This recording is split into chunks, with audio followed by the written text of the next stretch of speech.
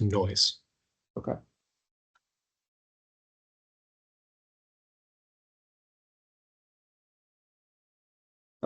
You had a significant portion of your testimony earlier was about the impacts of commercial service.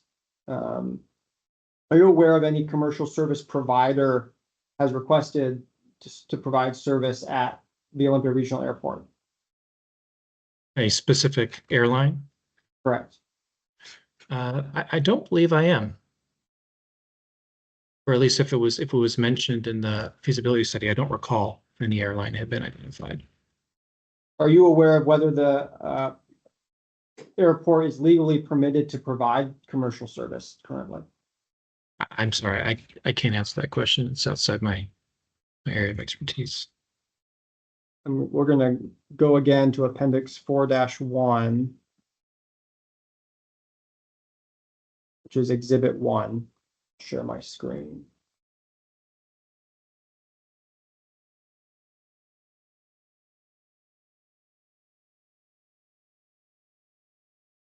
You can see at the top, this is I'll scroll to the first page, draft Appendix 4-1, Part 139 feasibility study. Are you able to see that?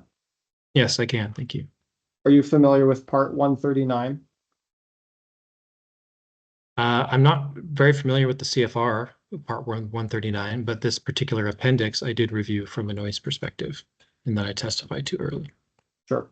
I'm going to scroll down, and this is page 1. At the bottom of that introduction paragraph, it says, this study investigates and examines what would be required by the airport if the airport was ever required to meet Part 139 commercial service requirements. Are you familiar with what is required to meet Part 139 requirements? No, I'm sorry, I'm not.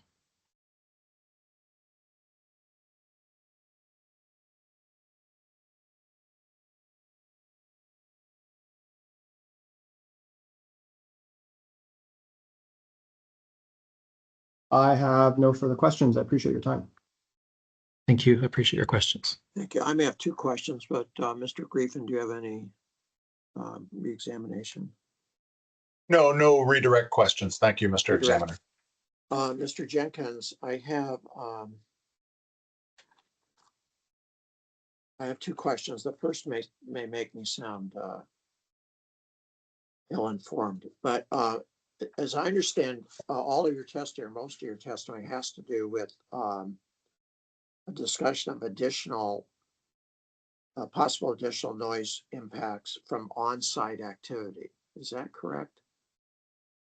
Yes, both from the on-site activity that wouldn't be a part of a noise analysis for the addition of commercial service, and then also the noise from the addition of commercial service. So those are the two pieces that I don't see being adequately addressed, in some cases at all addressed. But did you consider or possible impacts of off-site activities such as additional truck or automobile traffic, and forget the construction periods, but for operation, if there was to be a build out? I didn't go to that level of detail, although I did see some content. I can't give you a page number. I believe it may have been in the SEPA checklist that did acknowledge an increase to truck traffic. But I didn't look at that very closely when I conducted my review. Well, that was my assumption when I read your review. I just wanted to make sure I read it right. And then I assume you've had I didn't mean to cut you off. You had anything to add, but I did review Exhibit 56, which is your June 30, 2025 memorandum. Is there any statement in there that and we've heard your testimony, is there any statement in there that you would alter at this point? Nothing that comes to mind. Okay. I don't have any other questions. Well, let me wait a second. I may have one or two questions.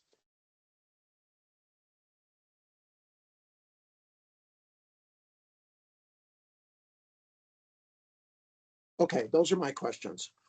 I think you're finished, at least as far as testimony this morning is concerned, this afternoon.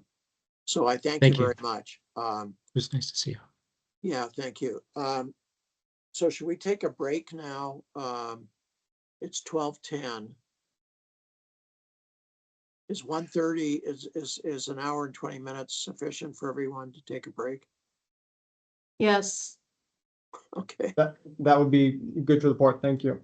okay, thank you. So do I stay on the screen and just mute and turn off the camera? I would recommend that. Yeah. Okay, thank you all. Thank you. Thank you. Thank you. Hello, everyone.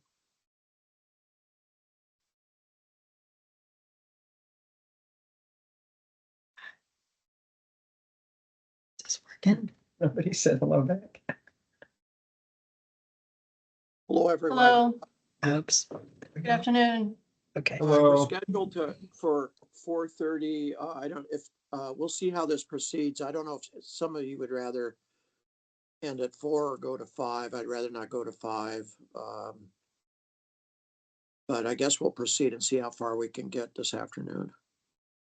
Mr. Examiner, I think we are doing pretty well timing wise, so 4 o'clock would work just fine for us. I mean, Okay, but we can decide later, but just We'll for see the how record. many witnesses we can get through. Okay. I know you all have other things to do, and my assistant's insisting that I get a decision out on another matter today. So We're doing okay timing wise. As Okay. far as cutting the day short. okay, very good. I have not, during the break, because I was doing other things, I have not marked up my exhibit list of what I admitted or not, but I do have my notes on it. So do you have another witness then, Ms. Newman, or Yes, we Mr. have a Griefen? witness ready to go. Go ahead? Okay, I call Betsy Norton to the stand. And do you want to do, the examiner will have an oath, swear an oath before you begin. Right. Thanks for reminding me. Ms. Norton, could you raise your right hand, please? Do you affirm that you will tell the truth and nothing but the truth in this matter? Yes. Okay, go ahead, please. Thank you. Can you state your name and spell your name for the record? My name is Betsy Norton, Betsy Norton. Thank you. And you're a member of Black Hills Audubon, correct? Yes. And Black Hills Audubon, I just want to, for the record, mention Mr. Examiner has changed their name to, and actually, Ms. Norton, you may want to tell us, what's the new name of the organization? The new name is the South Sound Bird Alliance. And And we, yeah, go ahead. Go ahead. We had a membership vote a couple months ago to change the name to make sure everybody felt welcomed and included. So Okay. what And is, I'm sorry, I know Tahoma Audubon changed its name also. So you're the South Sound, what's this third word? South Sound Bird Oh, Alliance. okay, very good, thanks. but I'm going to refer, just for the purposes of this hearing, to you as Black Hills Audubon, since that's what all the letters are and the appellant name is. So if that works for you, I'll do that. I just wanted to note that for the record, the new name is South Sound Bird Alliance. Thank you. Can you tell me a little bit, or tell us all a little bit about Black Hills Audubon, their mission, their goals and activities? Sure. We represent Thurston, Mason, and Lewis counties is our coverage area. We're an all volunteer-based nonprofit organization. We have about 1,300 members, and we all share an interest in birds and other wildlife, their habitats and natural history. Our goals are to promote environmental education and recreation, and to maintain and protect ecosystems for future generations. Our activities include, we have a lot of bird outings, we have bird get-togethers, you know, kind of nerdy birdie things, educational programs for adults and for children. We install and maintain bird boxes for western bluebirds and for purple martins. And we support scientific research. We also organize our members to do support the annual Christmas bird count. That's done through eBird, which is Cornell. The Conservation Committee specifically, of which I've been a part for about 3 years, focuses particularly on wildlife and habitat conservation. We monitor land use and policy decisions, and we offer a lot of public comment in support of wildlife and habitat. We also partner with local organizations when appropriate to achieve conservation goals. Great. And why is Black Hills Audubon involved in this appeal? We're involved in this appeal. This is part of a very long-standing effort by Black Hills Audubon in this area, because the airport is habitat for 3 listed species. The Olympia pocket gopher. Can I just clarify, Yeah, when go you ahead. say list, what you mean by listed species? What does that mean? Listed means either threatened or endangered, federally or in the state lists. Okay, thank you. And because of that, we've been for a very long time trying to protect these 3 species from the dual threats of environmental damage from things like climate change to human created damage by development, which And what reduces is their it- habitat. How is, what's the relevance of this appeal to the concern, this particular project? This particular project, the Olympia pocket gophers designated critical habitat from 2014, is pretty much contiguous with the space of the Olympia airport. And because of that, this is their last best place that they live. The Olympia pocket gopher does not live in very many places. It's only in this region. And this is the last place for them. So we were concerned when we saw the airport preferred alternative that all of that build out is going to take a huge amount of critical habitat from the Olympia pocket gopher. And considering that we have seen a lot of development nearby in the other prime gopher soils, we are very concerned that the Olympic pocket gopher is in danger of extinction or at least local extirpation. We also we have similar concerns for the streaked-horned larks, whose numbers have gone down significantly. We're down below 100. I'm not sure exactly what the current ones are from WDFW, but there aren't very many left at the airport. The only other place they are in this area is in JBLM. And when so, you say the numbers, does that mean total numbers of total population, yeah. in the whole world? No, I'm Okay. talking about the population in Washington. In Or Washington in State. certainly in Western Washington, yeah. And it's down to less than 100? Yeah, it's down to less than 100, and I'm not sure exactly. The last time I heard about it, there were about 19 pairs. And so there were, I think there's somewhere between 50 and 100 right now, but I don't know what the very latest surveys are saying because Michelle Terry's been out there, I think this year, looking for nesting sites and looking for bird numbers. And who's Michelle Terry? She is the Washington DFW. She's some Department sort of Fish and Wildlife? Department of Fish and Wildlife. She's their streaked-horned lark lead. I see. Okay.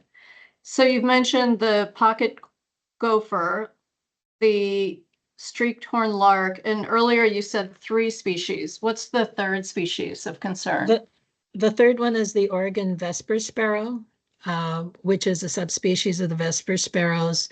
And it has not been seen at the airport for a while, but it has been identified on and around the airport historically. And because the proposed HCP includes them, we were hoping for a comeback story for them at the airport.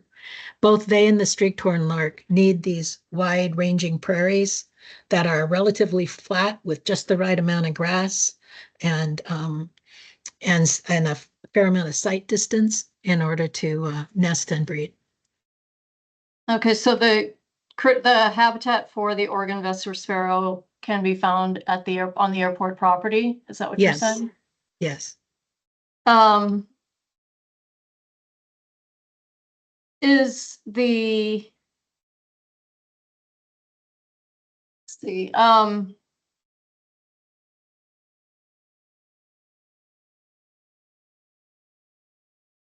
let's see, has Black Hills Audubon participated and provided input to the Port of Olympia regarding the 2021 draft master plan update for the Olympia Airport? Yes. We Can you provided, describe that just at a high level, your involvement? in my involvement, Black Hills Audubon has sent in public comments on the plan itself. We have also sent in comments on the SEPA MDNS decision. And we have also consulted with them on various things that are affected by this, like the air show, and try to convince them to be that the full build out that's planned under the preferred alternative will reduce the habitat by like 50%. The HCP is not in place, and we're just concerned that these species don't have any actual protection right now. Okay, so I'm going to share this document. This is exhibit, is that showing on your screen? Yes. Exhibit 45. My understanding is the port objected to this exhibit. So can you, before I think we may have a conversation about it, but do you recognize this document? Yes. And can you just describe for the record what this is? This is our public comment in response to the SEPA DNS decision. On Because this we- project, on the project? On the Okay. airport plan, yeah. Okay. What we feel is that the environmental assessment was incomplete. And because it was incomplete, that a decision to move forward without a more complete assessment is unwise and unwarranted and presents harm to the species. So we are very concerned that the port will go forward with this plan, and because it's going to harm the species. Okay, and I want to ask you what the main points are in this letter. Is the port still objecting to this letter being submitted? Well, let me, yeah, is the port still objecting to the letter? Yes, we are, Mr. Examiner. I May- might give you the opportunity to do that now before I go further on it. Well, may I ask, I can't, let me see if I can scroll down here. This is exhibit, if you want a hard copy, it's exhibit 45. Right. Did the witness sign or participate in drafting this exhibit? Yes. This is their SEPA comment letter on the MDNS that we are appealing in this appeal. This is probably, actually, this is in a different exhibit that the port put together of all the SEPA comments. We have identified exhibit 4 as all the public comments that were submitted. This is one of those. I frankly see no basis for objection whatsoever. I've never had someone object to a SEPA comment letter in an MDNS appeal. Well, let's do this. Is this, I can't look at my screen. My hard copy's not in front of me. Is this a comment to the checklist or to the proposed MDNS or the final MDNS? It is a public comment in response to the MDNS decision on the SEPA. I see. It was submitted during the public comment period that's allowed. And Mr. Examiner, I believe I clarified that the port's objection is not to the fact that there was a comment made and that these words were written on it. We are objecting to the idea that this is admissible evidence.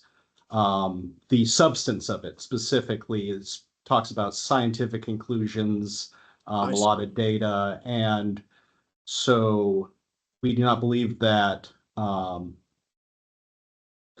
that the witness is qualified, she may have had a part in drafting. She did not sign it. Just wait a moment. I think I did submit it. She didn't sign it, and we do not have any reason to believe that she is a particular expert in these topics addressed, or that the authors who are not here, or the signatories who are not here, have any particular expertise. And so we are objecting on those grounds. Okay, I'll tell you what I'm going to do. I'm going to admit it, but not for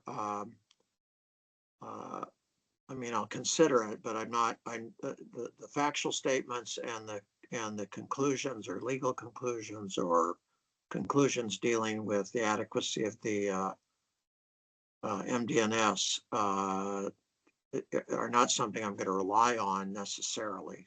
I'm not accepting that as fact and unrebutted. So I'll admit it because it was submitted and this witness is aware of it, and I'll give it the proper weight. Go ahead. Thank you, Mr. Examiner. Can you just, Ms. Norton, provide us with the main points that you made in this letter? Just a high level. We don't need to spend a lot of time on it because it speaks for itself. We were just establishing that it's habitat for all three of these listed species, and it is the critical habitat for the Olympia pocket gopher and the streaked-horned lark, who are more at danger because the Vesper sparrow, we're hoping, is a comeback story. But the other thing is that we were looking at the cumulative impact of the airport master plan, which you can get from their documents. You can get the acreage from that. And as we calculated it, it's over 50% of the current acreage of the airport that would be developed. And since that's pretty much the same area as the critical habitat, that's why we're saying there's a 50% habitat loss. And it seems to us that that's a risk that rises to the level of needing a very thorough environmental assessment. The cumulative impacts were not analyzed in the SEPA at all, and the MDNS didn't require them to or point out that that was missing. We also are concerned that some of the activities that the airport is proposing may increase the possibility that there will be chemicals that need to be managed properly in order to preserve the safety of the habitat for the species. And any of these scenarios that they're talking about with the increased operations will come with a level of activity that is going to be definitely make the habitat less friendly to those species, and in some cases very harmful.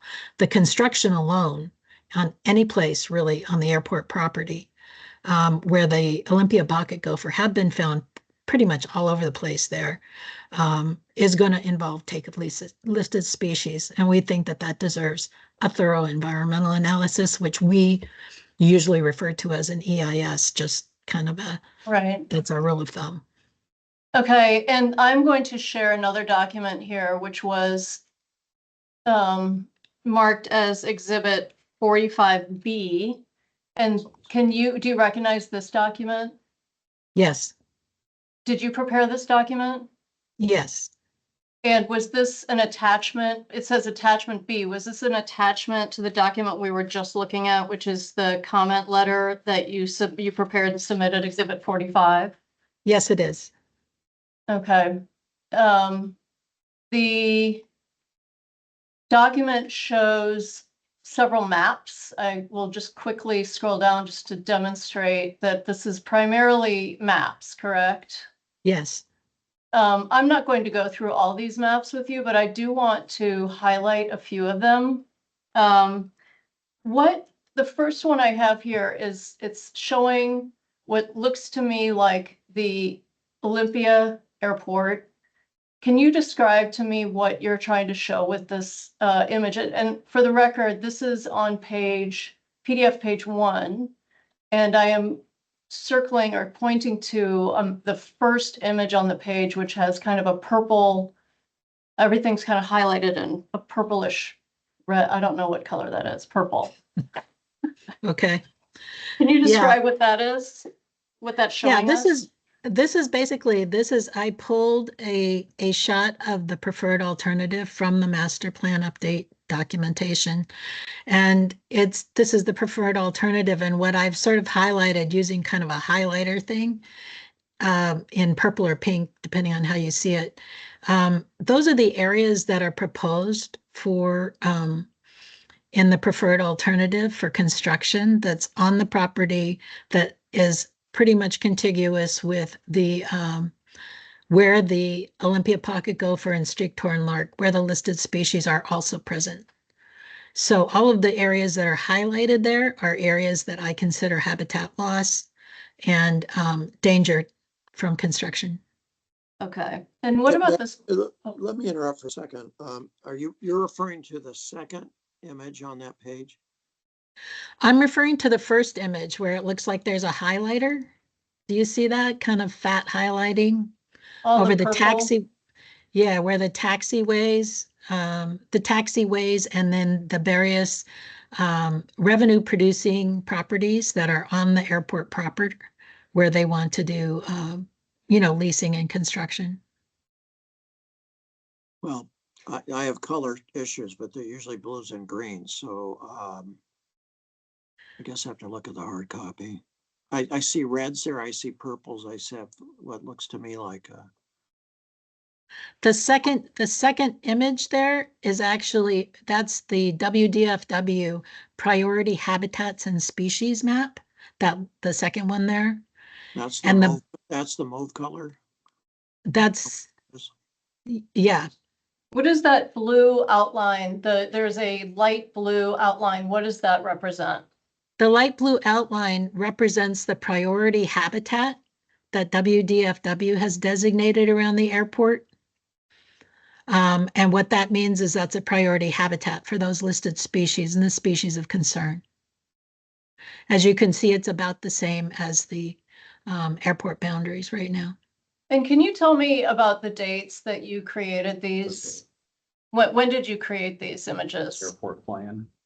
I created these, I think, in February, just before we submitted these comments. 2025? 2025, yeah. Okay. And I'm going to move, unless the examiner has more questions, I'm going to move to page 2. Actually, I'm sorry, let me do one quick. I noticed, before I move on, the same image with the light blue. I see there's dots, a bunch of dots here. What do those dots represent? Do you know? My understanding from the WDFW site is that those dots represent actual survey locations where where Fish and Wildlife has actually been. And if you look at this online on their site, if you hover your cursor over those dots, it will actually pop up a table of the different species that they found and the dates that they found them there. So Ms. Newman, I usually don't interrupt, but I just need to understand, and I suspect there'll be an objection later on the port. So what I'm looking at, as I understand, is mapping done by your witness, reflecting her understanding of WDFW data or conclusions with regard to the endangered species on that site. Is that right? It's not a map. It's not a map. This is literally from the Fish and Wildlife website, it was not created by Ms. Norton. It was just a screenshot. Oh, okay. Okay. I didn't Yeah, yeah, this is actually from their site. Okay. Yeah. Oh, yeah, sorry. Okay. And when you were talking about those dots, you mentioned that they are surveys showing species. Can you say what species you're referring to? Well, they refer to, depending on which particular dot it is, it refers, usually those are areas where there are at least Olympia pocket gophers, and frequently they are areas where there have also been sightings of the streaked-horned lark.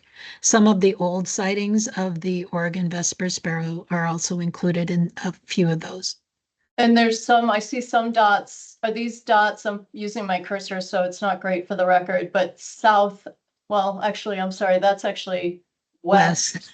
This is strange, Mr. Examiner. The orientation of most of the images, I just want to mention this while it comes to mind, is off, that north is actually to the left. I'm not sure if you noticed that when you were reviewing, but in this image, west is the bottom of the page. So Ms. Norton, west of here, I see a few dots. Are those also species outside of the priority area? Yes, they are. And that is the area between the airport and I-5, which also belongs to the port and is slated for industrial development, industrial and commercial development also. for the most part. Those dots represent also locations, the same sort of thing. It's just that there aren't enough of them for, I guess, for WDFW to collect them into a group. But they are also sightings of both the gopher and the streaked horned lark and the Vesper sparrow. So let me Okay. interrupt again. I'm sorry. And I'm sorry for asking. Of this. course, and always feel no problem at all. I appreciate the questions. I really do. You may feel otherwise later, but based on my historic experience when I was with the state and used the airport a number of times, that this, so the if I'm looking at this map, north is to the left, Yes. and so the highway access to the airport is which direction? Not the highway, but the main road access in Tumwater. There are two. There's the old Highway 99 that goes along the eastern edge of the airport. Right. And then there's also, if you go straight down from this, from like straight down from these pictures, you'll get to I-5. Down here. Yeah. So It the going- 99, I'm not sure it's relevant to your testimony, but I just want to understand. So the 99 access is on the upper part of this diagram? Yes, it's on the upper part, kind of, yeah, going Okay. towards the left-hand corner, left-hand bottom corner. Okay, so from Olympia. Olympia's to the right, To the or right. to the left, rather. Sorry. Right, I was just gonna say. Sorry, You the other want- right. Yeah. Vehicles from Olympia are arriving from the left. Yes. Okay, I just wanted to orientate myself, thanks. Do you want a map? No, that's enough. No, I Okay, get a okay. better, I get a better feel for the airport. Okay. All right, then moving into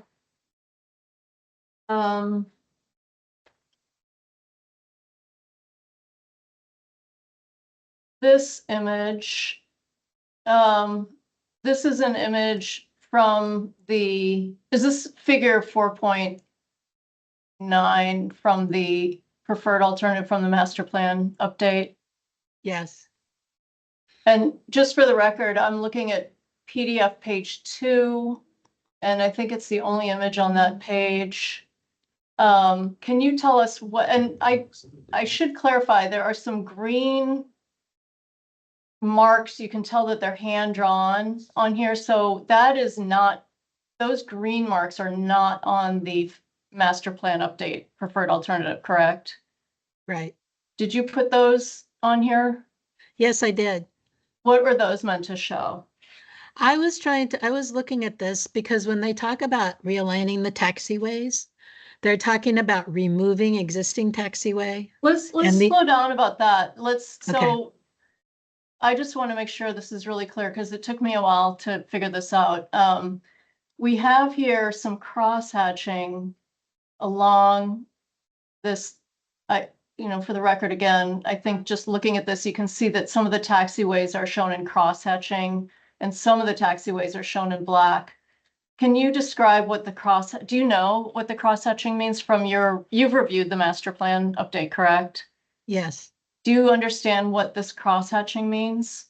My understanding of the cross hatching is that's the existing taxiways that will be removed, taxiway areas that will be removed when they do what they're calling the realignment of the taxiways in order to achieve, I believe they're aiming at better 90-degree angles for the taxiways, but basically what they're doing is they're pushing them in towards the runway, particularly on the west side. And so right here in let's see, commercial air service, this is the area that is being, in the preferred alternative, has been shows the 55 plus acres for commercial air service. There's a taxiway in there, and you're saying that's what will be removed. Is that why you circled that area in lime green? Yes, it is, because it's my belief that the taxiway is basically sort of protecting that area of habitat from being developed, because my understanding is there are FAA rules that you cannot build commercial stuff that's not that's that near to the taxiways. Okay, And- and so these areas in green are you're showing are areas that are freeing up nearby for nearby development by. Yeah, my interpretation of this is that those areas, removing the taxiways will free up much more contiguous space in each of those pink areas for development. And why does that matter for the habitat wildlife issue? Right now, I think they serve as a physical barrier to protect from development. The pocket gopher, and as soon as you remove those, right now at least for most of them, the fence is actually is outside of them. And for that reason, they're not building inside the fence. Okay. And I think that protects some of that area for the pocket gopher in particular, and the streakthorn lark in the north part. Okay. Moving on to PDF page 3, you have another image. What is this image showing us? This is showing us the 4-mile airspace for the, I was just trying to get an idea of the surrounding areas that might be impacted by any kind of air quality concerns that come out of an airport increase. Because there are several areas around here where we have listed species. We have wildlife refuges, especially over on Black Lake and in the Salmon Basin. We also have parks, a number of parks. Miller, Sylvania is right there in the south. And then there are people in there too, but there's also the Deschutes River, which is nearby. And any of those important places where birds are found, other wildlife, fish and salmon are in the Deschutes. And my concern is that with an increase and depending on what kind of air traffic they increase, those guys will be affected. So let me interrupt once more so I understand this graphic. It says U.S. Fish and Wildlife Service, February 2025 at the top. Is this, did you, no, I don't, did you draw the circumference of that gray area around the, I don't know what the color is, or Yes. was that original Fish and Wildlife No. Service? Well, here's the deal. I have. Well, let me ask you this. Let me ask Okay. you this. If you took the U.S. Fish and Wildlife Service, maybe you've been asked this and I missed it, graphic, what did you add to it or change in it? I basically took a map of Olympia and I applied what they call a layer of data from U.S. Fish and Wildlife critical habitats, which they provide as public data for people to use in GIS applications. And the orange part that you see there is the U.S. Fish and Wildlife critical habitat that they have designated. So you can see the orange is pretty much contiguous with the Olympia Airport, and that's primarily for the Olympia pocket gopher. If you look over to the left a little bit, you'll see the bright, I don't know, sort of aquamarine color. And that is designated critical habitat for the Oregon spotted frog. And I drew the gray 4-mile circumference so that I could get an idea. I did hand draw that using their tools, just to going from, I think, where the runways intersect 4 miles out, it's approximate, just to get an idea of the airspace. That should have been, if I were doing an environmental analysis of air quality impacts on wildlife, this is the area that I would look at. Well, thank you for clarifying. I just, I'm expecting a continuing objection by the port, and I just want the record clear that this is a document created by you, even though it has the federal agency's name on it. So thank you. Mr. Examiner, this might be as good a time as any to bring up the objection to this. We may be getting it to the end, and if we are, I am willing to hold on that objection, or I can make it now. Well, I'm going to rule on this similar to the previous one. I'm going to admit it because she's testified to about it. Her views on the how do I say this? The discussion in the document. It was submitted. I can give it a limited weight. I'll try to figure out. Even though she's active in Black Hills Audubon, obviously, I don't think I'm not accepting her, no offense to the witness. I'm not accepting her testimony as what we would consider an academically approved expert on fish and wildlife or on creating maps and transferring the data to show impact areas. So I'm admitting it to help illustrate, to help support her testimony. When I say support, to help explain her testimony, and for that limited purpose. And I'm not admitting it for, I think, the reasons you would object to it. Okay. Thank you.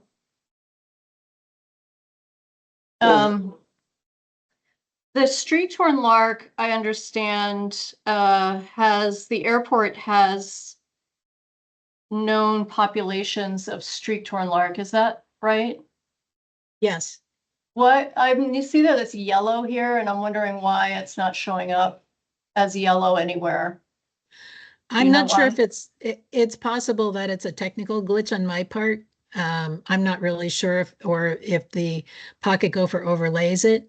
I have seen other documents. I don't think they're in this that show the streak-torn lark area, and it is roughly it's a subset of this. It's most of the middle part is what I've seen before. Most of the what? The middle part of that orange section. Of the airport? Okay. Yeah, it's very much, their area is very much similar to the Olympic pocket gopher, with the caveat that they're seasonal and they're not there 100, year round.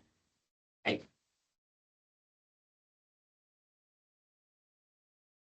Okay. Let's see, we have one more map. We're going to skip some of these. Let's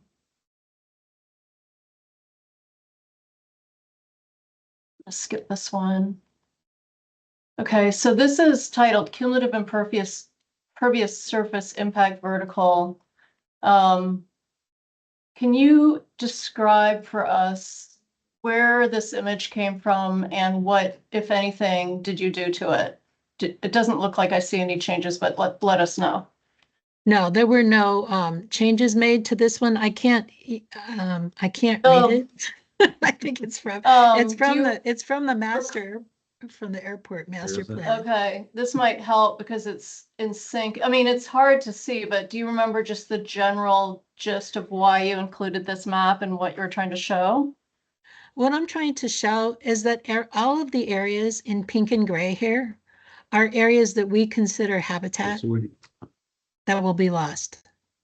Okay, and when you say we consider, what do you mean by, I mean, why do you say we consider and not just say it is habitat?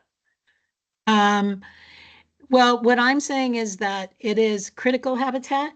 Most of it is critical habitat. You would have to get an expert to look at exactly where the lines are. But from my reading, looking at the maps and looking at the overlays, all of this area is critical habitat for the Olympia pocket gopher. Probably 90% is for the streak-torn lark. And is this question that I just asked you, is this like an issue of debate, or does everyone, even the port and the City of Tumwater and U.S. Fish and Wildlife, does everyone pretty much agree that these areas are critical habitat? I believe everyone is in agreement with that. When I say, my caveat is just on the details. Okay.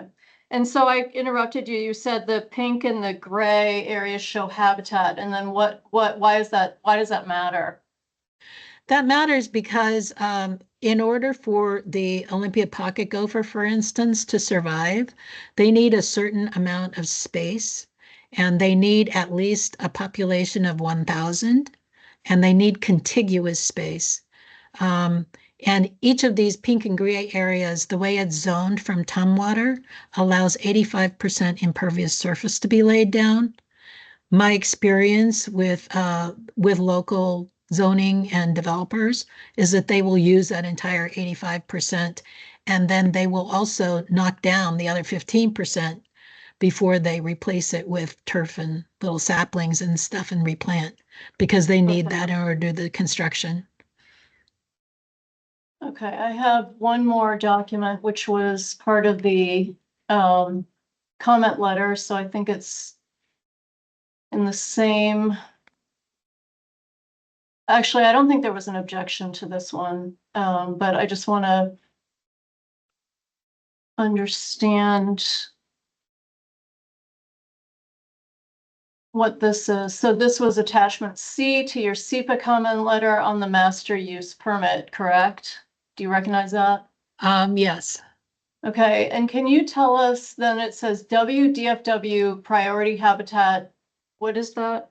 S? Yeah, that's priority Species? habitat and species report Report for the Olympia Airport. for the Olympia Airport area. Can you just explain on a, I don't know, high level what these images are showing us? These are, and also actually, let's start with where are these from? These are once again from the Washington Department of Fish and Wildlife site. And you collected, did a screenshot of these? These are just screenshots. And what I am showing before, when I described, if you hover over a particular point, it will pop up these tables on the right-hand side that tell you which species they saw, what the observation was, what the date was, and all that kind of stuff. So that you can get, basically it allows you to examine any of those dots and find out what they saw and who saw it and when they saw it. Okay. So these dots are Excuse me again. sightings of the Olympia pocket gophers or the street corn lark. These are sightings of those critters. Yes.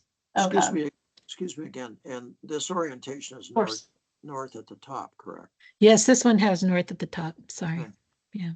So this is nice because it shows us I-5, which we were wondering about. I don't know where 90 is, up here somewhere. 99 actually goes on the Mhm. right side of the airport. It's on the right. Right here. Yep, that's 99.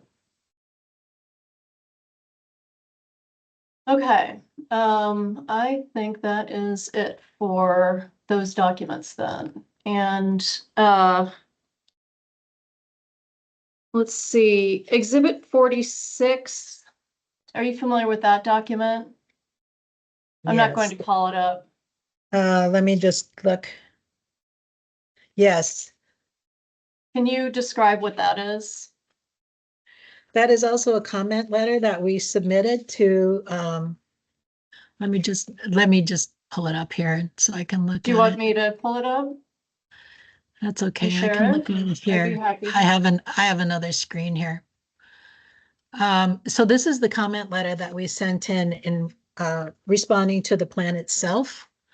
In The February, master plan update. the that master we are- plan update. Yeah. Okay. And in there, we basically went over these same comments. We are concerned about the endangered species and the loss of their habitat.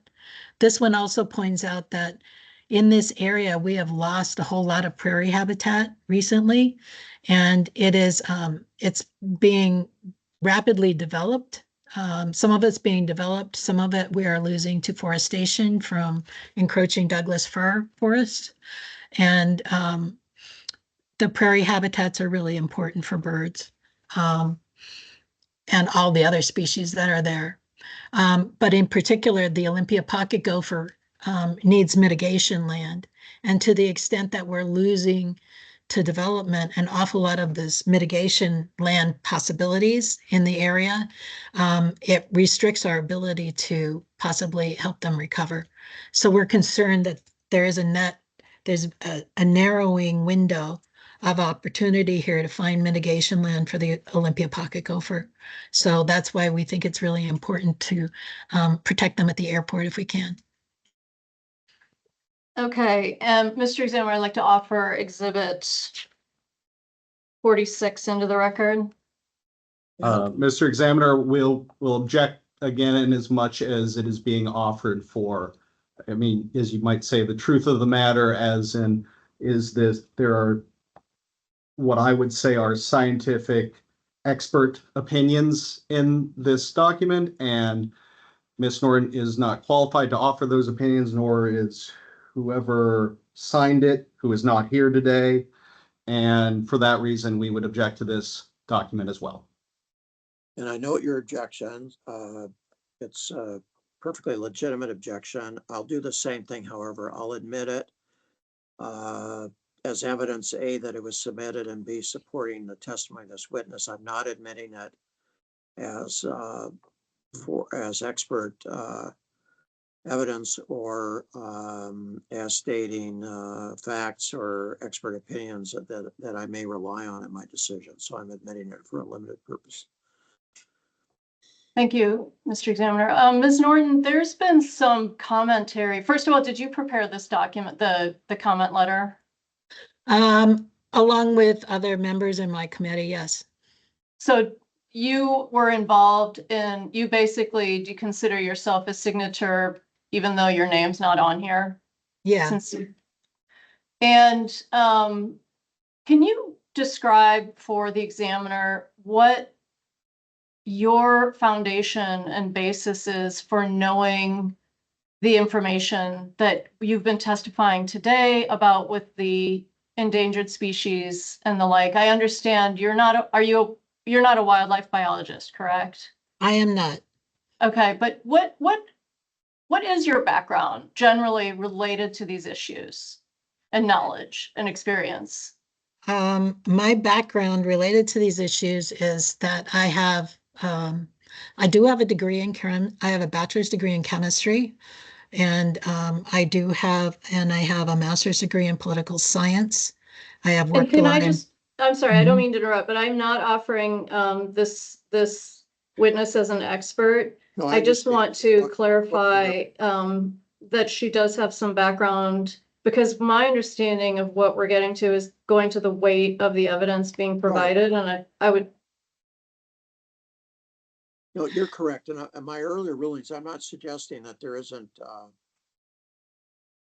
relevant information in these documents that I'm going to look at and consider. She's not qualified as an expert. There are conclusory statements, which any comment letter would have, and they're not binding on me. That's all I'm saying. Okay. I am just curious for the record to hear a little bit about your background, Ms. Norton, just to understand the context of all this. Well, the context is that, I have had a lifelong interest in the environment. I do birding. I do birding and a lot of hiking in the state of Washington. I grew up in Spokane doing hiking as a Girl Scout, and wildlife is very important to me. And I've done a lot of reading of the airport documents.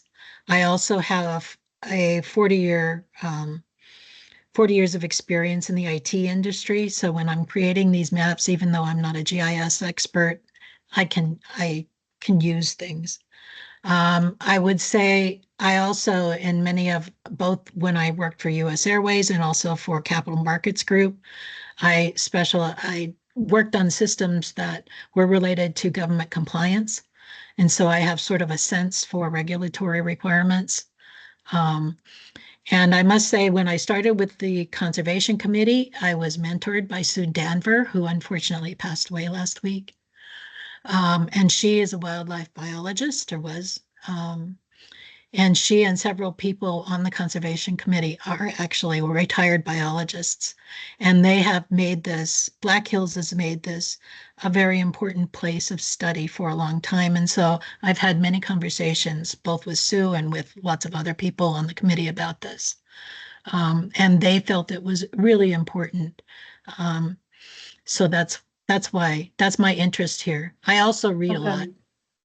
Okay. We also have exhibits 47, 48, and 49. Those were the attachments to the notice of appeal. Do you have those in front of you? 47, yes. 48, and 49? Yes. Do those look familiar to you? Yes. Mm-hmm. Did you prepare those? Yes. And do they, those were, am I right, those were attachments to the notice of appeal?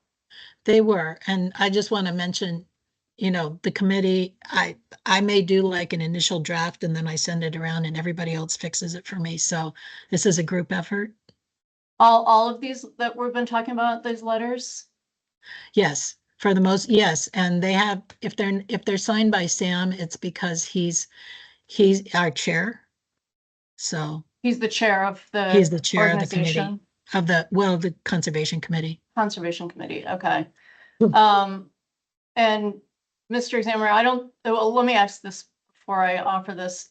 Do these three, part 1, part 2, part 3, exhibits 47 through 49, kind of repeat the same points, or is there something new and different in those?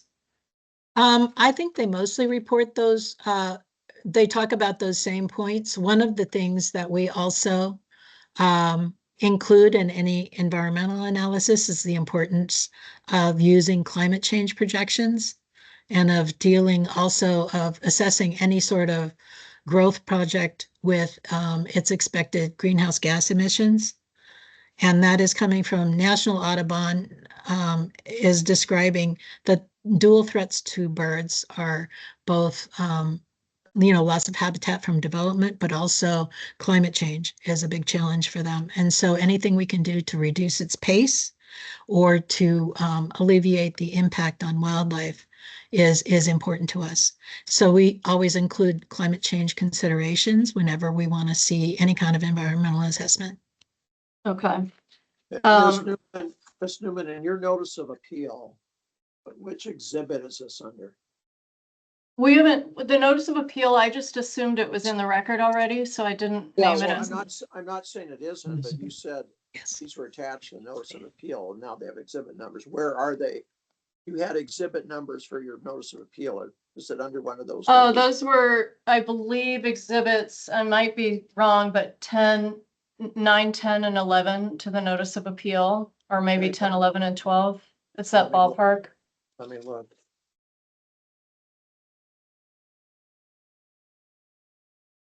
Your notice of appeal exhibit 9 is Black Hills Audubon Society Conservation Committee appeal document. Part 1. Part 1, correct. Yeah, that would be 9, 10, and 11 then. 10 is part 2. And 11 is part 3. So these were submitted on behalf of Audubon to the checklist. Those were attached to the appeal that we filed with the examiner.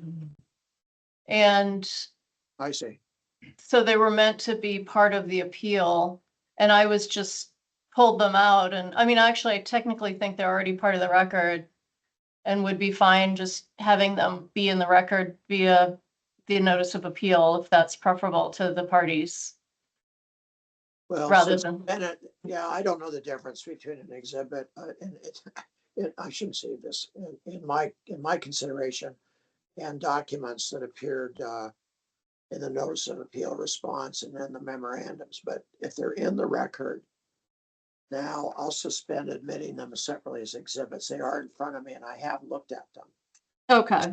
So I mean, maybe Mr. Pierce Wright later will ask that they be stricken from the record, but they are in the record now, technically, I guess.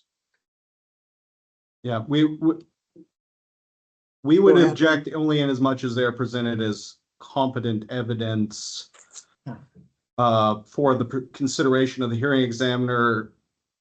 I would say that parties can attach whatever they want to the appeal document itself, which it sounds like they already have. Right. And I don't see that we can really object to that. Which exhibits again are they in your new list? Sorry. In the hearing exhibit list, they're 47, 48, and 49. Okay, let's do this. If at some later point in this hearing you feel it's necessary to ask to have me admit them separately, we can hear argument about doing it at that point.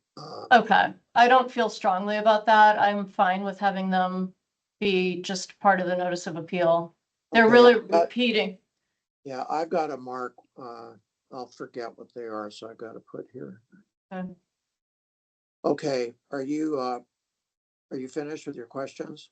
I am very close. Okay. I just want to make sure. I didn't mean to prod you. I just was wondering where we were. Okay. All right. Now, there was one I wanted to ask you, when I mentioned, I think I just have a few more questions here. I mentioned, well, let's start with Exhibit 12. I want to look at Exhibit 12, and I'm going to share this. This is another Black Hills Audubon letter in the record that is Exhibit 12. Do you recognize this document? Yes. Can you describe what this is? This is a document from the Black Hills Audubon Society Conservation Committee submitted in 2020 to the port in response to a very sort of abrupt notification that they were going to lease part of they were going to start leasing part of the New Market Industrial Center area complex. I don't remember exactly what they call it, the New Market. We refer to it as New Market Industrial Area. And before we actually, I'm sorry, I don't mean to cut you off, but looking at this map, can you identify generally where that area is? That area is generally to the immediate from the west side of the airport to the freeway. Okay, so kind of at the bottom of this, I'm now looking at figure 4-9 from Exhibit 1, and just generally the bottom of this. Yeah, the entire picture. bottom. Yeah. The entire bottom. So it's outside of the airport property? Well, it's outside of the airport per se, but it still belongs to the Port of Olympia. And it's not clear to me exactly who I think the port is who manages it, owns it. Okay. For sure. And it's called the New Market Industrial Campus. That's what it is. Yeah. Being proposed to happen on that, or not proposed, but what is your understanding of what the purpose of the lease is that's the subject of this letter? My understanding of that lease is that it is an option to lease, and I'm not sure, to a particular development company for around 200 acres. And they, yeah.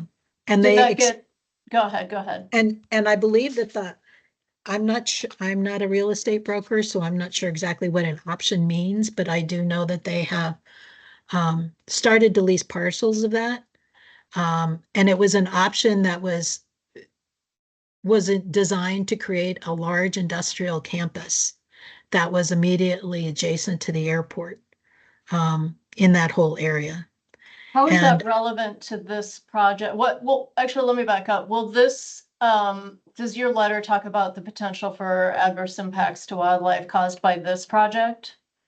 Yes, because we believe there are the listed species that are on the airport proper. There are some listed species in the New Market area proper, and then there are other wildlife in the surrounding area, including salmon in the Deschutes, and there are organ-spotted frogs to the south of the airport who could be impacted by the cumulative impact of a large industrial complex. And we felt that this was going to be very hazardous to them, particularly in terms of stormwater, other water concerns, and also to just, this was supposed to be the recovery area. This is one of the prime recovery areas for the Olympia. What do you mean recovery area for the airport development? This was supposed to be a recovery area for the Olympia pocket gopher per the U.S. Fish and Wildlife Plan. And it is prime gopher soils, which is where we expect to find them. And indeed, DFW has found some of them there. And so paving over it all it's all zoned for 85% impervious surface again. We just felt was going to take a huge swath of potential mitigation land out of commission, and any construction on it, and the water impacts of all that impervious surface also were going to generate stormwater danger for the wildlife and possible contamination effects as well. And so is this are you concerned about the combined impacts, cumulative impacts of the airport preferred alternative combined with the New Market industrial complex? At this point, yes. All right, Mr. Examiner, we'd like to offer Exhibit 12 into the record. So- We, Go ahead. court will object initially on the basis that there is, once again, expert testimony, conclusions, scientific opinions within this. We also object on the basis that this is not relevant to the matter at hand. It's talking about a completely different project in 2020 was when this was written. I think the lease is still in progress, but it is a completely different matter. Can I respond, Mr. Examiner? Yes.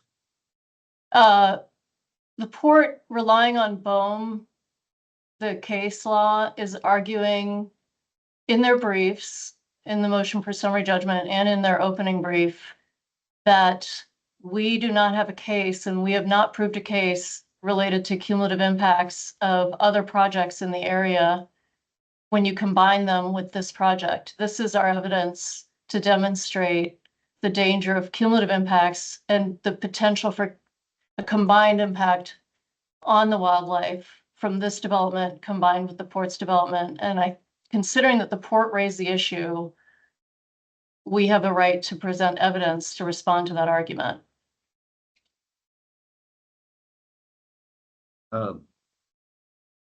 You have something to add?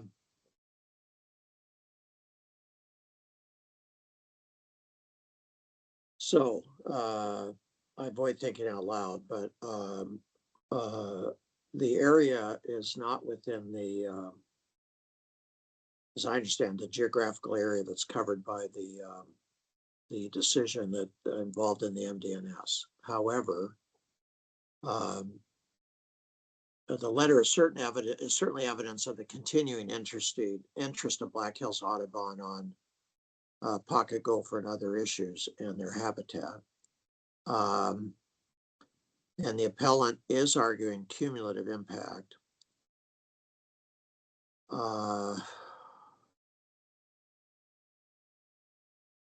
Because that issue has been raised, I'm not saying, I don't want to expand this to be a review of areas not proposed for development or not covered by the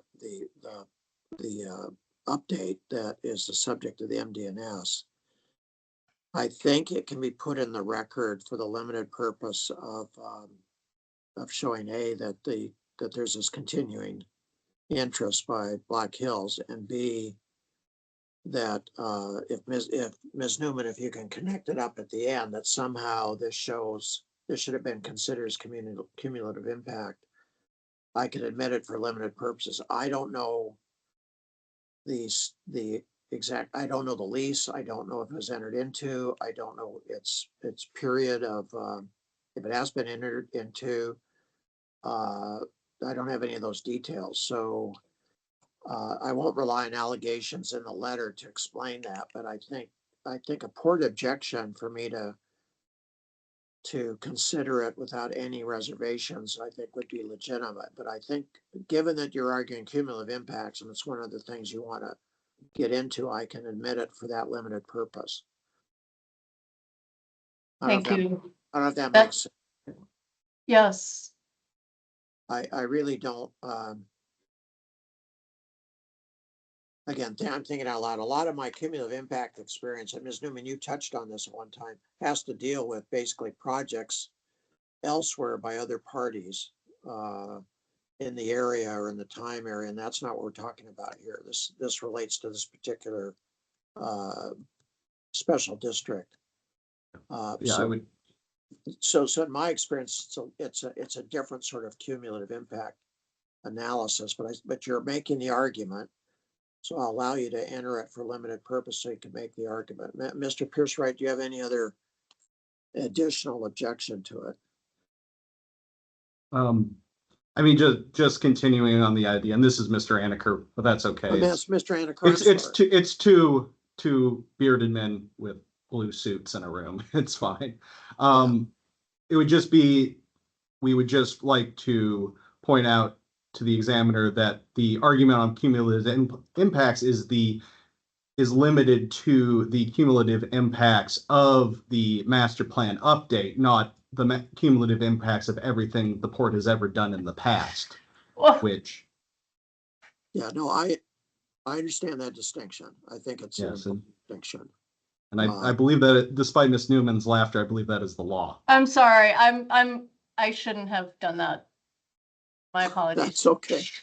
That was okay. I had a matter once on Zoom where the lawyer from the other firm, which I won't name, none of your firms, made a statement that was just an absolute, probably unintentional distortion of what was in the record, and I didn't realize that my mic wasn't muted, and I said that's not true, and the judge held that against me for the rest of the rest of the proceedings. So that's okay. I understand the distinction. I don't want this to be a review of business decisions by the port that are unrelated or barely related to the matters covered under the update. But so I'll admit it, but there may have to be later testimony or evidence for me to try to fit it into my analysis. I don't know if that makes any sense. So your objection's noted, Mr. Anaker. I'll admit it for limited purposes. Thank you. Do you have any other questions?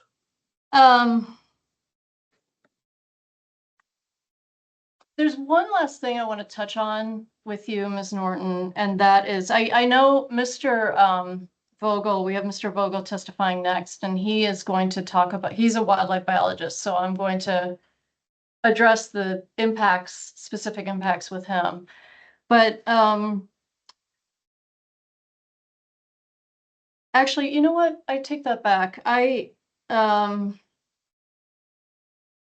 think you've explained the taxiway issue. Was there anything else? I know that we had a plan to talk about the significant impacts that occur even with the proposal that the port describes.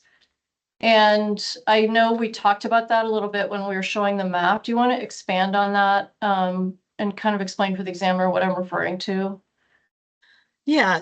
When I was looking at the taxiway impacts, first of all, it's construction on top of the critical habitat. So there are pocket gophers all over the place there. And I don't see how any reasonable person would expect there to be construction that doesn't involve digging up the ground and subjecting their burrows to destruction. And the other thing is when they remove asphalt, first of all, it expands the area where they're doing construction, which expands the direct take of the listed species. But the other thing is removing asphalt by itself does not restore that to habitable conditions. My understanding, and somebody qualified would need to expand on this, is that asphalt leaches into the soil and there are chemicals that need to be removed there. The other thing is that the area would be very much compacted and the gophers need to be able to burrow and they won't go places where it's like overly dense. So to me, even even removing asphalt isn't necessarily, there was nothing that I saw in the plan, unless I missed it, that talked about how they were going to restore the dirt under the asphalt once they removed it. So that's what I'm concerned about. Okay. Does that cover everything? Did I forget? Yeah, I think it does. Was there anything else you wanted to say that you feel we didn't cover? Well, there's one thing I don't know if it's worth talking about, which is that the port did just lease a parcel of the New Market area. And the reason I mention that is because they're piecemealing it over there and they're allowing them to go forward with construction, saying that a biologist's report that there are no gophers on that particular, I think it's 29-acre parcel. The biologist did a survey, which is only good until the end of the season the next year, until October of the following year, that said there were no pocket gophers on that land. And so they're using that Tumwater's permitting allows them to go forward with that, and they approve the permit. But by the time they pick up the permit, it's going to be 2 years after that report has expired, and Tumwater has no requirement to reevaluate that area for pocket gophers. So it means that they are once again at risk when they start construction. And my concern is that the combination of that with the master plan not doing an effective environmental evaluation is that the gophers, it sets a bad precedent. Do you know the that date? they're just not protecting them. Yeah. Do you have a date for this new lease when that The happens? new lease was in March of 2025. And what do you know what the uses are that the lease allows on the 29 acres? They're building a warehouse there. Well, some sort of a warehouse office space. It's very large. They're And using this is on, this is sorry, on this- Center Street. is this on the New Market Industrial Campus property? It's in that area. Yeah. Mhm. And do you know of any other leases that have been approved other than that 29 acres or any other development that is in the pipeline to occur on the New Marcus Well, Industrial Campus? the port also moved forward with the lease for the parcel immediately south of that, which borders, I want to say either 83rd or 88th. I don't remember exactly which one, but it's immediately south of that one. I do have the parcel numbers, which I could share. But I don't believe that one has been permitted yet, but we're concerned that they're going to use the same gopher-free thing to get around the HCP requirements. What is the development proposed there? They're both, it's a similar sort of thing. I think at this point, the conceptual designs have 2 different warehouses there. It's right next to the middle school. Have they filed applications for approval? I've seen, I don't know if they're at that point yet. The last time I looked, they had a bunch of different iterations of designs that they were discussing with the City of Tumwater. Okay. Anything else? There have also been a couple of, there's a lot of residential construction, particularly to the north and the east of the airport. There's a large, there's a paper company that wants to put in a great big warehouse over by I-5 that I think is, I want to say 93rd. I'm not sure if that's it, but it's just south of the New Market area, right smack next to I-5. Is that also habitat area for these species? I am not Okay, that's what I'm sure right interested now. in hearing. Okay. I'm not really sure. The other 2 parcels definitely have been habitat before, and they're, DFW has those little dots right across the street from the one that was permitted for Vesper Sparrow. So, Okay.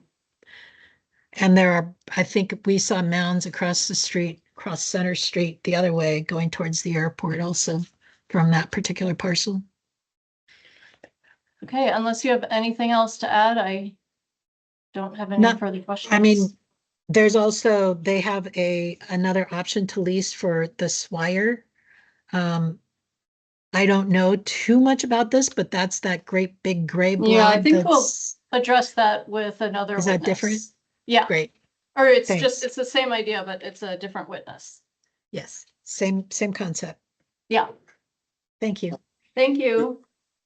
Before I hand you over to Mr. Anniker and Mr. Pierce, right, I have a question for you. You signed a declaration dated June 5 of this year in this matter. Do you remember? Yes. And have you had a chance to review that? I can take another look at it. I'm just wondering at this point if you're aware of anything in there that you would change That I need to change? Well, I'm not asking whether you would need to change it, whether you have considered changing it, or whether I can rely on this as your statement of, in addition to your testimony and of the issues you think are present. Okay, just a second. I'm trying to find the last version of that in my files. I don't want to take a lot of time on it, but Okay, just a second here. I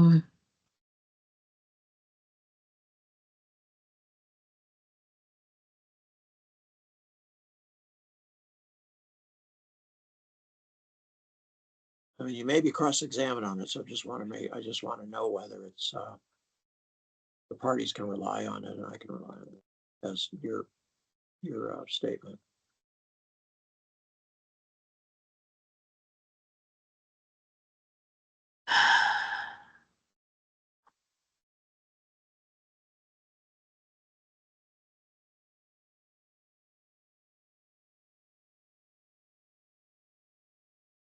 I think this is right.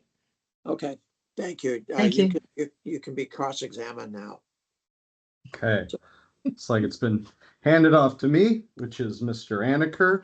Good Okay. afternoon, Miss Norton. Norton. Norton. I just slurred it a little bit, that's all. So to start off, I believe that you said that you had a career in IT. Is that correct? Right. And in that career, you said that you worked with government compliance, correct? Right.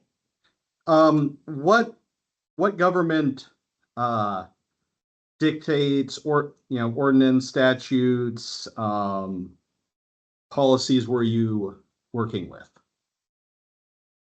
Well, when I worked at US Airways, I worked on their maintenance systems.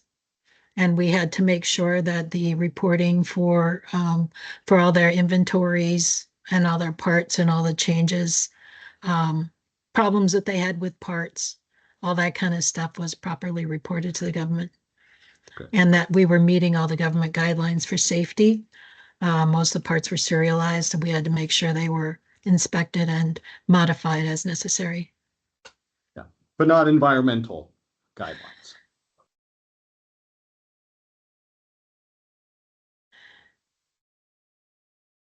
No.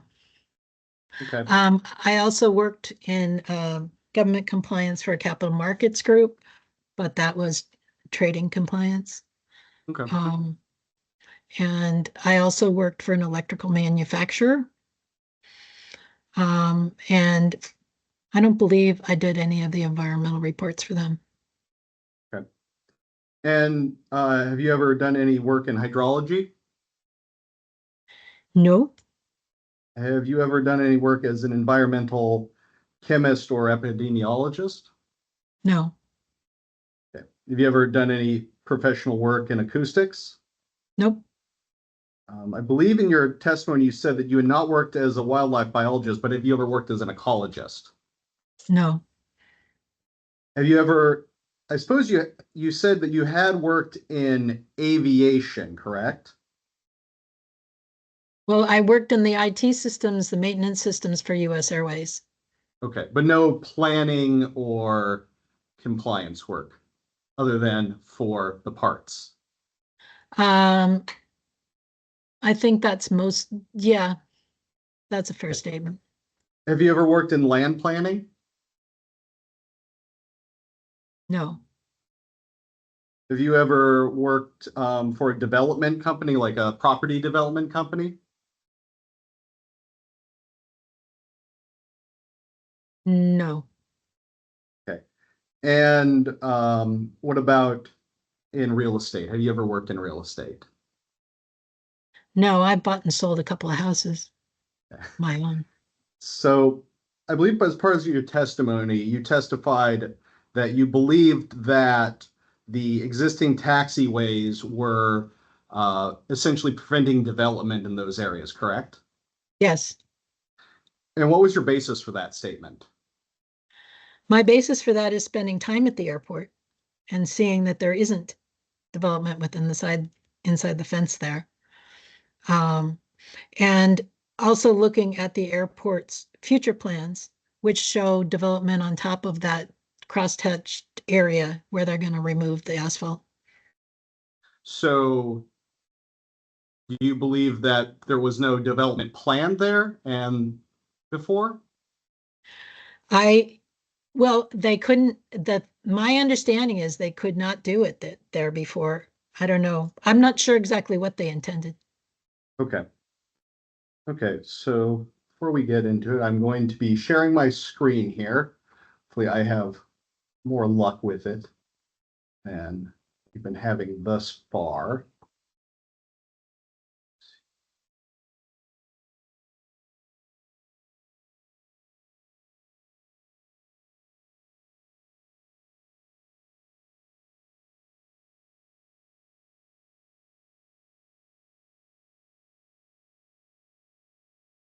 Okay. And you see a document up on the screen? Yep. Okay, and are you familiar with this document? I did read it a couple of times, yes. Okay, and what is it? This looks like the notice of MDNS for the SEPA. And so I'm going to scroll down to the section titled Mitigation Measures. And the second bullet point there, if you could just read what that second bullet, the main bullet point says. It says the following measures will be taken to protect sensitive, threatened, and endangered species in their habitat. Okay, and the first subordinate bullet point, you could just read that for me. The port will continue to work on the Bush Prairie Habitat Conservation Plan with the City of Tumwater and the USFWS. The draft HCP strives to avoid, minimize, and mitigate potential impacts to streak-torn lark and Olympia pocket gopher populations. And have you read that document? I have read parts of the HCP. It's about 400 pages, so I have not gotten through the whole thing. But it is just the draft. It is not either submitted. The final version is not yet submitted, and it's not approved. And it's been 8 years in the making. My confidence that it will be approved anytime soon is small. Okay. So the second subordinate bullet point there, could you just go ahead and read that? All development activities will comply with the Endangered Species Act and where required will consult with the USFWS through section 7 or 10 consultation or as approved in the incidental take permit resulting from approval of the HCP. And I understand you're not an attorney, correct? Nope. Are you familiar with the Endangered Species Act though? Yes. Okay. Do you understand what section 7 regards? I have a general understanding that yes. Okay. But not in detailed and not authoritative. Okay.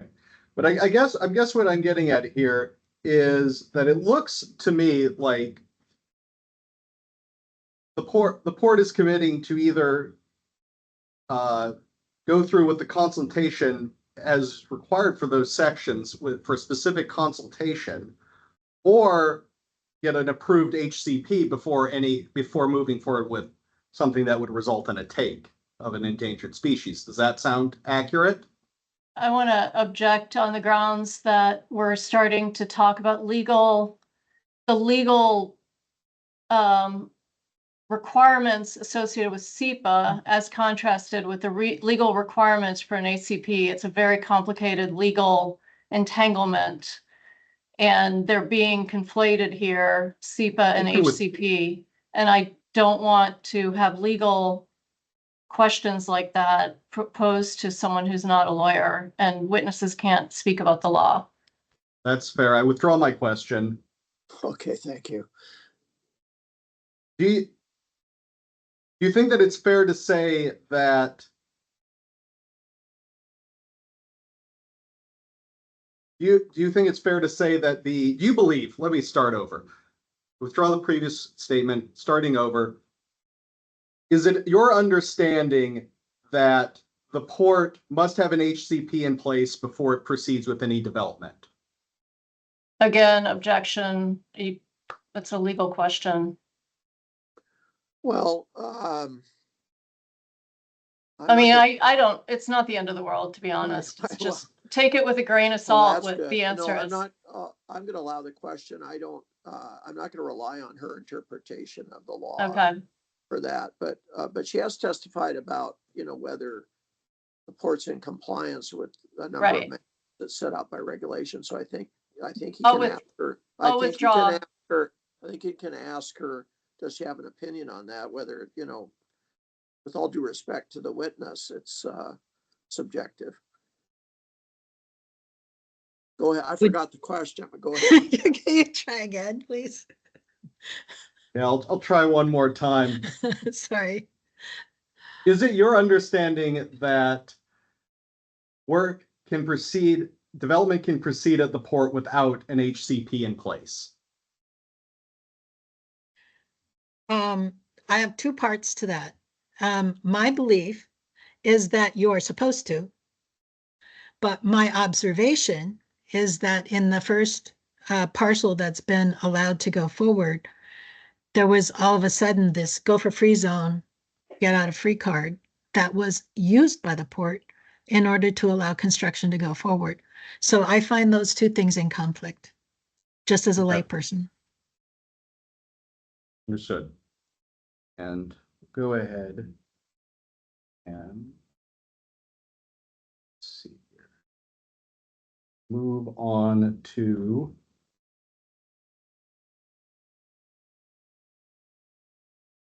out of order. So I brought up another exhibit. See, this is exhibit 45, which I believe we've already discussed. It's the February 20th, 2025 letter. And you recognize this letter, right? Yes. Discussed it earlier. Okay. And then, so the three animals that it is primarily concerned with are the Olympia pocket gopher, the street-torn lark, and the Oregon vesper sparrow, correct? Right. And if there was a habitat protection plan in place prior to development, would these three animals be protected? Objection. Okay, go ahead.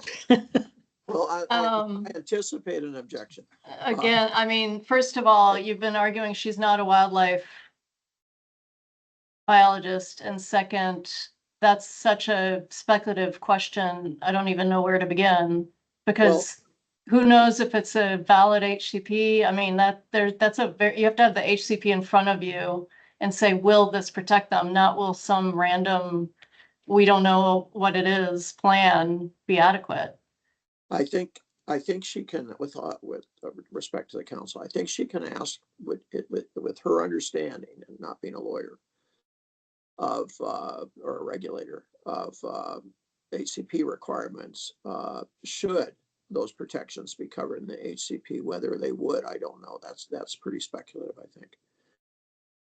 That's my objection, is that it's speculative. So, Mr. Anneker, I think you can get to your point, but I think you have to limit what you're asking her. Yeah, I can certainly limit it to should a HCP be in place that would offer protections for these three animals, then would you continue to have concerns about development? Would they be protected? Again, same objection. Well, I hear the objections, but I'll let her answer. There's a should and a would in there, so it can get a little confusing. But if the witness understands what she thinks the question is, you can answer. Well, what I think the question is if there were a sufficient HCP in place, would they be protected? And just my layperson's understanding is there are two parts to this. One is that the current species wouldn't be protected. They're protected in that there's an incidental take permit. So there's a legal requirement that you need to mitigate when you kill them. Basically, development is going to kill some. So what the HCP does is it allows us to garner mitigation money so that we can buy land, maintain land, restore land, and translocate those species so that we can keep the species going, even though the individuals that are on the construction site will be sacrificed. So when you say if it's going to protect them, not these guys, but the guys they translocate, it may. But it really depends on the HCP, and it also depends on there being sufficient priority habitat available for them to mitigate. So I'm going to now go to another exhibit. This is the Exhibit B, the maps. Attachment to that. And Which exhibit is this? this is 45B. Okay, thank you. Just get my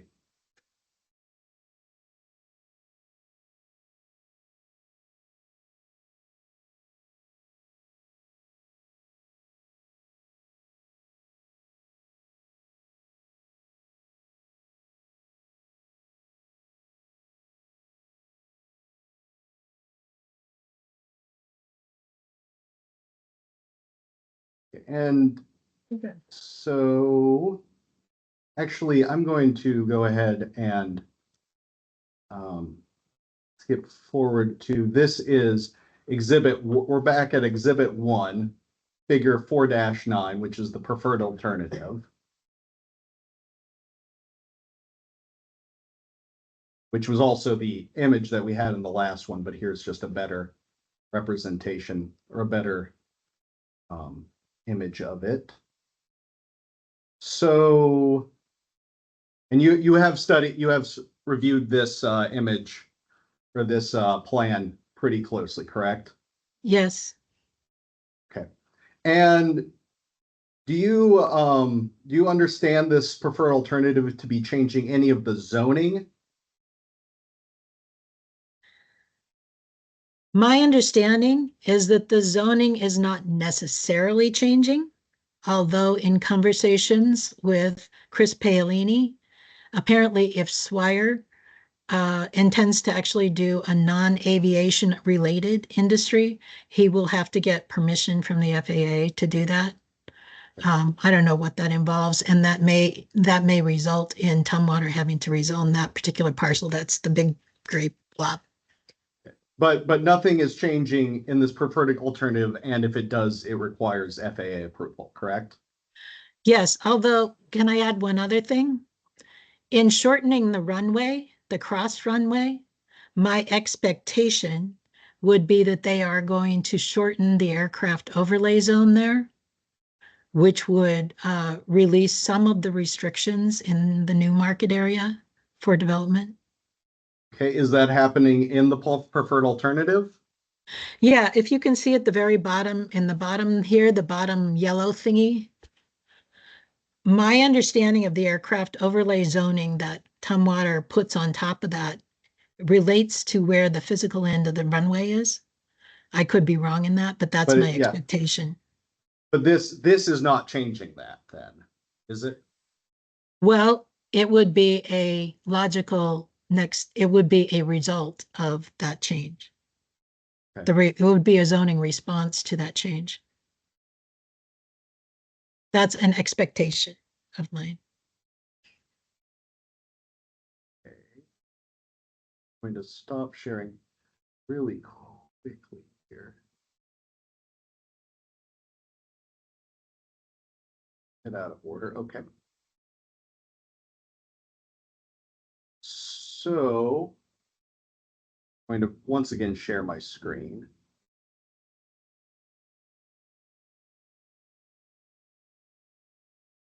And so this looks similar to what we had before, but I'll represent to you that this is the 2013 airport master plan update, the airport layout plan specifically. And are any of the areas on, have you reviewed this before? Not very much. This was sort of before my time. Okay. Excuse me. But you are familiar with it. I'm familiar with it, but just wait a moment. Mr. Anakers, this is an exhibit. This is, oh, I'm sorry. This is exhibit 69E. Okay, thank you. So exhibit 69E, and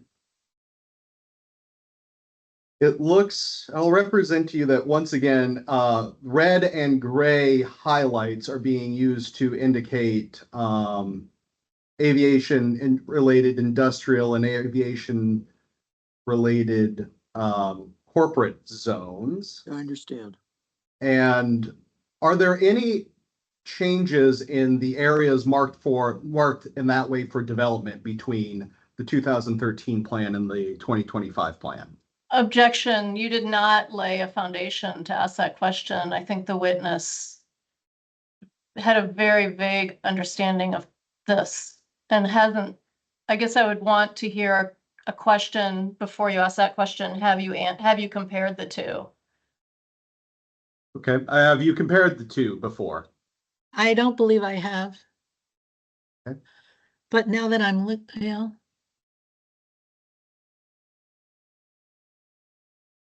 If you want to take a moment to look at it, that's fine. yeah, just a second. I have to look at it on my local system because it's too small here.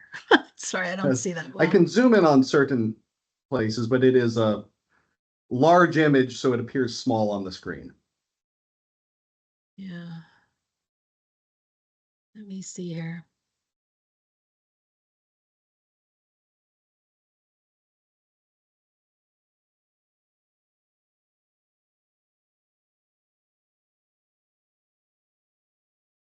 I'm just doing a little, okay, yeah, I do see, I'm looking kind of, just a second, let me make this bigger. Sorry for my eyesight not being that great. Okay, yeah, I see now. I'm comparing the two of them now. Okay. And they are different. Okay, in what ways are they different? Well, when I'm looking here, I'm seeing that I am comparing this to an airport layout plan, which is on page 19 of 20 on chapter 5, the airport layout plan. Okay. And so I'm looking at what my screen. Yeah. Back to I that am one seeing, there. yeah, the 4.9 versus that one. If you can see, there is an encroachment a little bit where the taxiways are being on the west side in that, let's say, GA corporate section. There's an expansion there. Okay. A little bit, and there's a little bit of a difference, and there's a difference in sort of it looks like in the commercial air section as well. And yeah, that's what I'm thinking too. And it looks like what I'm seeing, Sharon's helping me here a little bit. What I'm seeing is there's a little bit of difference in just on the west side along those sides. And who did you say was helping you? I have Sharon in the room with me for Okay. Wi-Fi reasons. But no, mostly I'm just looking at this myself too. If you look at the pink section in the GA corporate, if you look on the left side of that and then take that line straight, you'll see there's a little triangle of development that in the new 4.9, it actually crosses over that taxiway there. Okay. And so kind of a bigger picture question here, looking at all of these areas marked for development in the 2013 area, have these areas been developed to today? I don't think so. It's a little hard to tell because when you're driving around the airport on the west side, a lot of what you have in the roads here are not accessible by the public, so it's a little hard for me to say. I don't know. Okay. Go ahead and stop sharing my screen. Let me check my notes here.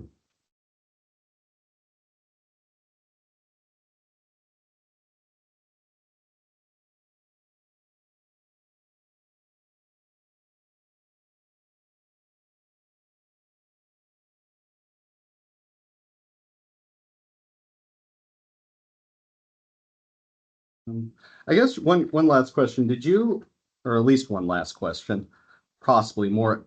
You mentioned that there's residential construction going on near the airport. Mm-hmm. Yes, Who is permitting that? You know? that's all. I believe it's all Tumwater. Okay. Did you file objections to that? We did file public comment, I believe, on the two parcels. I certainly filed a personal comment on the one parcel that was permitted on the two that were submitted for the lease. And what was the substantive objection to that? The substantive objection was that there's no HCP in place, and we were very concerned about the lack of that they were going to allow this sort of one biologist's one-time pass of declaring it was gopher free for it to remain gopher free. And then when I talked to Tumwater permitting and found out there was this timing gap where the gopher free verification doesn't last for the full time that the permit is pending. Well, the permit has been formally approved, but not picked up by the developer and not used by them. Then I was concerned that the gophers can move around and they can remigrate or migrate into new areas. So I was concerned that they were in danger.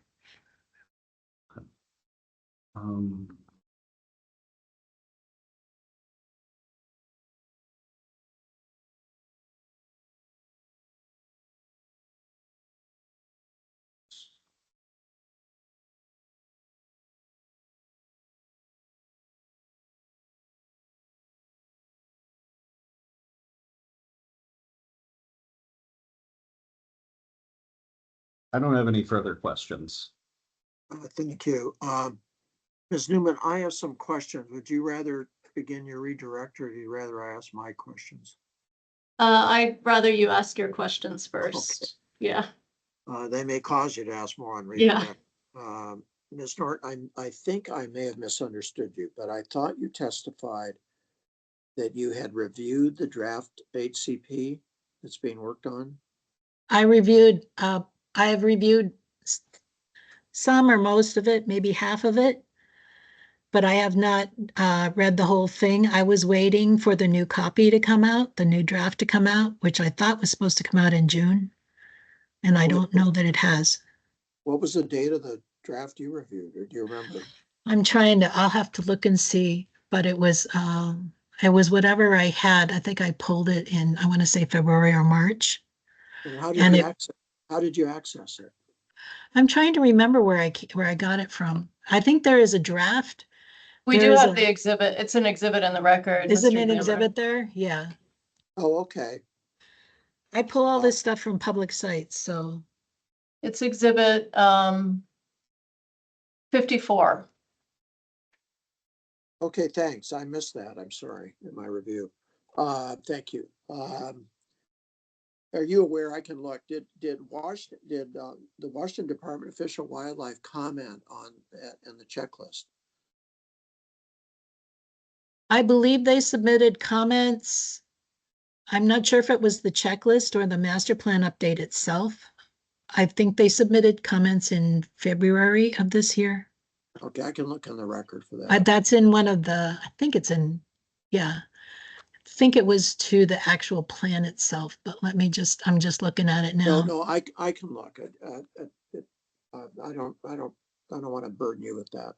I have two other questions that I don't want the parties to misunderstand why I'm asking. I'm just curious. It's probably beyond my review, but I'm trying to understand your opinions on this. Do you believe that, let me ask you this. Do you believe that there is any area within the fences of the airport for which this is going to be a double negative, that would not, if developed in some way, would not cause impact to any of the three species you've been discussing? In other words, is the entire airport property, in your opinion, any development of it present dangers or risks to any of the three species?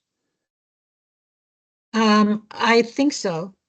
I mean, I don't think there's an area where you could confidently go in and put a shovel in the ground and be absolutely sure you're not going to hurt one of the three of them. Just because part of the